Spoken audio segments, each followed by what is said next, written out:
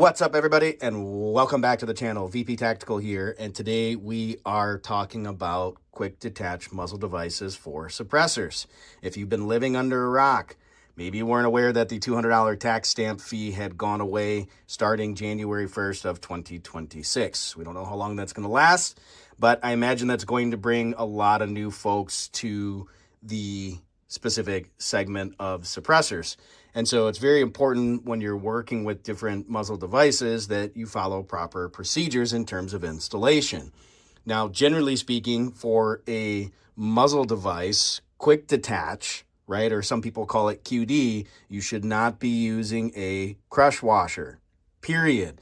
The reason being is that crush washers don't always crush in a concentric manner. So if it's got a bit of a tilt to it, which is what generally crush washers are designed to do, that's going only to amplify over a length. Even if it's a little bit of a cant here on your muzzle device or on your suppressor, it's going to be amplified further as it gets down, which can increase your chances of a baffle strike or an end cap strike. So something that you certainly want to avoid.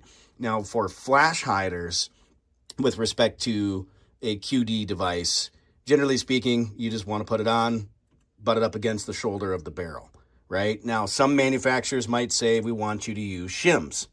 So that brings up that topic of shims. Do you need them for a flash hider? Well, generally speaking, no, unless the manufacturer calls for it or you're trying to index the ports either for aesthetic purposes or for other reasons.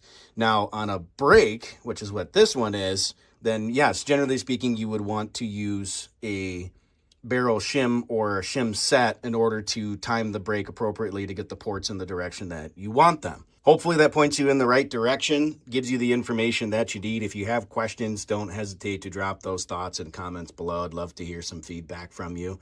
But again, the general basics, if you're using a QD muzzle device, you should not be using a crush washer, period.